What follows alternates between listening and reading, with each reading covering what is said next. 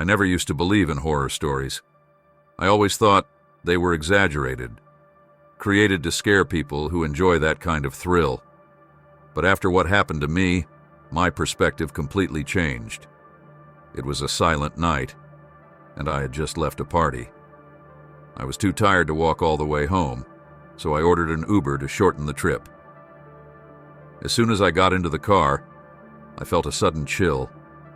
The driver was an older man with a distant gaze fixed on the road, almost as if he were hypnotized. He didn't say a word to me. He just kept driving with a blank expression that created an uneasy atmosphere. The city was deserted, the streets dimly lit, and the faint glow of the streetlights seemed to give the shadows a shifting form around us. At first, I tried to ignore the feeling, but I noticed something odd. The GPS was off. Maybe he knows the way, I thought, trying to shake off the growing discomfort. The driver took a completely different route than the app suggested, turning into narrower, even darker streets. I decided to ask casually if he knew a shortcut, but he just nodded without bothering to give me a clear answer. His expression stayed the same, lifeless, his eyes fixed on nothingness. That lack of clear communication started to unsettle me, but I convinced myself he was just reserved. I decided to check the route on the app, but I noticed the signal was getting weaker, as if something was blocking the connection. With each deserted street he turned into, the sense of danger grew stronger. I tried to start a conversation, hoping to ease the tension, but he only responded with incomprehensible murmurs, almost like he was talking to himself in a language I didn't understand. My attempts to talk turned into a lonely monologue as he kept driving through increasingly deserted streets, where no other cars passed, and the silence was terrifying. My heart began to pound harder, and the feeling of being trapped inside that car grew stronger with each passing second. Minutes later, a strange sense of familiarity began to creep in as we passed by certain streets I recognized, but in a disconnected way. It was as if we were trapped in a maze, always looping back to the same spots without making any progress. Panic began to take hold when I noticed the clock on the dashboard was broken, frozen, at a specific time. 3:33 a.m. That particular time echoed in my mind like a warning sign. I tried to distract myself, but as I looked out the window, I saw a dog standing still on the sidewalk. It was motionless, its gaze fixed on the car as if observing us pass. That peculiar scene felt like the introduction to something more sinister, yet to come. With every turn we took, the night seemed to grow heavier, as though we were entering another reality where the normal rules no longer applied. The feeling of anxiety soon transformed into full-blown panic. With a trembling voice, I asked the driver to stop the car, insisting I wanted to get out immediately, but I was ignored. He seemed to be in a deep trance, absorbed in his own thoughts, while the only sound I could hear was the muffled, repetitive hum of the engine, like a hypnotic mantra that wouldn't let me escape. Despair began to take over my body, and when I looked out the window again, I saw figures in the shadows of the road. They were indistinct outlines that seemed to move along with us, suddenly appearing on the sides of the street. Each time I looked, those shadows crept closer, as if encircling us, intensifying the feeling of claustrophobia inside the car.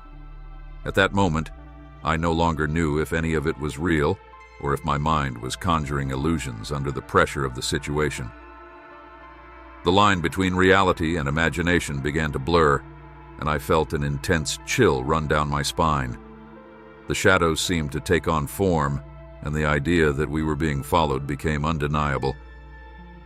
My instincts screamed for me to act, but I was trapped in a nightmare, with a driver who didn't care about my presence or my pleas. The desperation grew, and I wondered if I could escape that terrifying situation, or if I was doomed to be lost in that endless night. Finally, just as the sense of despair reached its peak, I was on the verge of deciding to open the car door and jump out while it was moving. That's when the driver abruptly stopped in an alley I had never seen before. He slowly turned his head toward me, and for the first time, a smile formed on his lips. But that smile didn't seem human. It was distorted, as if masking something sinister. At that moment, he spoke in an almost whispered tone. "We're here." Looking around, I realized there was nothing but darkness and absolute silence. No buildings or houses in sight, just a terrifying void. Before I could react or question what was happening, the car shut off completely, plunging us into total darkness, leaving me alone with the driver and his smile, which seemed to consume me slowly. Seconds dragged on, turning into an eternity in my mind. Adrenaline began coursing through my veins, and without thinking, I opened the car door and ran desperately, not daring to look back. My feet pounded against the ground in a frantic sprint until I finally reached a busy street, where a few people stared at me, perplexed and alarmed. The contrast between the vibrant life of the street and the terror I had just left behind was striking. When I turned to look back, the car was gone, along with the driver and that disturbing smile. The relief I felt was quickly replaced by a chill down my spine as I realized I could no longer find that alley anywhere, not on the map, nor in my memories. Since that night, a shadow of fear has lingered over me every time I think about using Uber again. Every ride becomes a reminder of that terrifying experience. The chill I felt that night has never truly disappeared. The unease of not knowing what really happened in that dark alley continues to haunt me. Every car that enters my line of sight makes me question if I'll ever again be tormented by that distorted smile and the feeling of being lost in a reality I can't understand. That experience has changed not only the way I view ride-sharing services, but also how I perceive the shadows lurking in the city's darkness.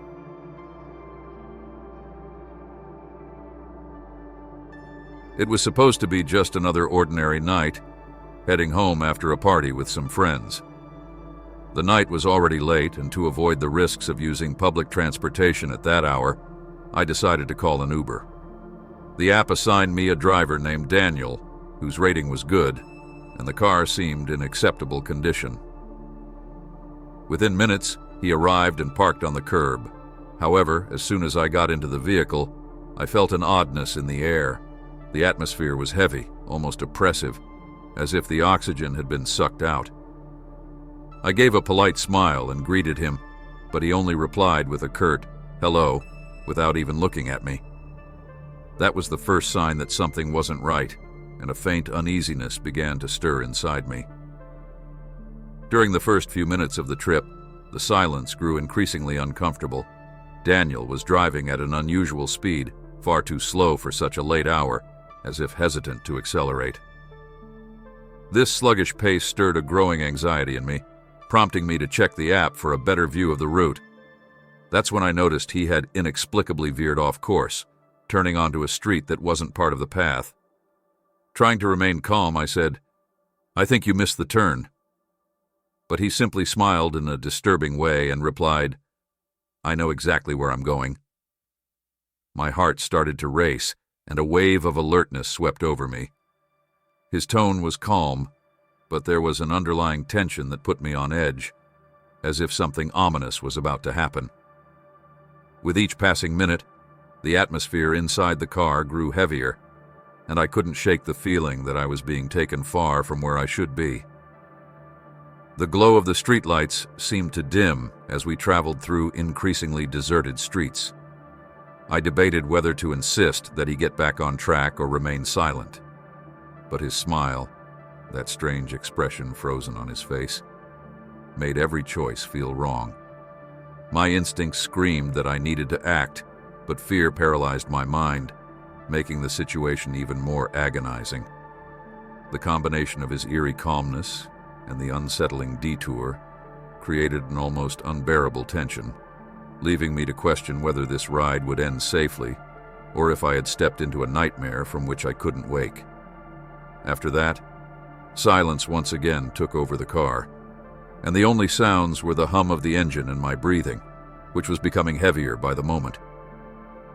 I tried to mask my nervousness, but judging by the way Daniel was driving, It seemed like he noticed my every move. Each time I glanced at my phone, he would avert his eyes from the road and watch me through the rearview mirror, as if waiting for the perfect moment to act. That's when I realized we were moving further and further away from populated areas, heading down an empty road that was definitely not part of the original route. A chill ran down my spine as I tried to convince myself I was overreacting, but my intuition was screaming that something was horribly wrong. The urge to get out of the car was overwhelming, but I was trapped, unsure of what to do to escape the terrifying situation. I took a risk and asked again where he was taking me, trying to keep the fear out of my voice. Daniel let out a cold, almost sinister chuckle and replied, "Sometimes we all need a little adventure, don't you think?" In that moment, the reality of the situation hit me like a brick. He was toying with my panic, playing with my anxiety as if it were a game.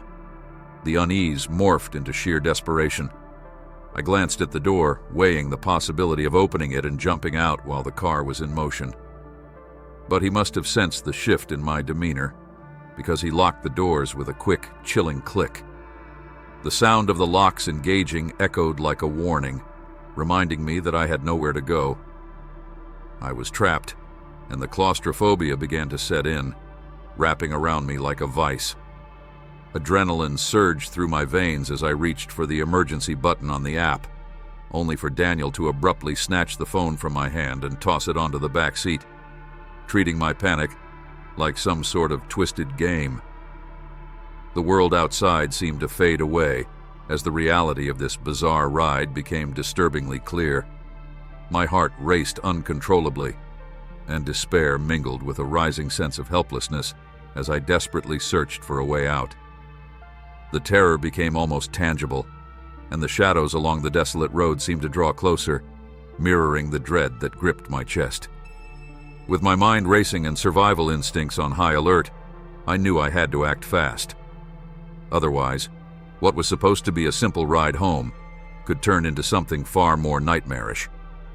From that moment, the feeling of terror became suffocating, almost tangible. Daniel started muttering incoherent things about life, death, and the pleasure he found in scaring people. His words spilled out like confessions, but he never looked at me, keeping his eyes fixed on the road as if the world around us didn't exist. Every word that escaped his lips sounded like a death sentence, amplifying my sense of despair and helplessness. The atmosphere grew increasingly oppressive, and the road around us darkened, as if we were being led to a place where no scream could ever be heard. The air inside the car was thick with a malevolence I had never felt before, solidifying the realization that I was in imminent danger. Just when I thought all hope was lost, a light appeared in the distance, piercing through the surrounding darkness. It was a police car on patrol. With every ounce of strength I had, I screamed and banged on the window, my heart pounding with anticipation. To my immense relief, the officers noticed my frantic efforts and quickly approached. Within moments, they intercepted the car, commanding the driver to pull over. As soon as I stumbled out of the vehicle, my legs were trembling, and the world around me felt like a confusing blur, as if what had just happened were part of a nightmare. The officers came to me with expressions of concern and determination, ready to handle the situation. It was then they informed me that they had already received several reports about a psychopathic driver operating in the area, but they hadn't been able to locate him until now. The relief and gratitude I felt for escaping that nightmare were overwhelming, but the trauma of that ride would stay with me. As the adrenaline began to fade, vivid images of what had happened replayed in my mind, like an endless loop. Daniel's chilling words and his unyielding stare at the road became a haunting echo in my thoughts. Although I had been rescued that night, the shadow of the terror I experienced would linger for a long time, turning every ride home into a grim reminder of how close I came to losing everything.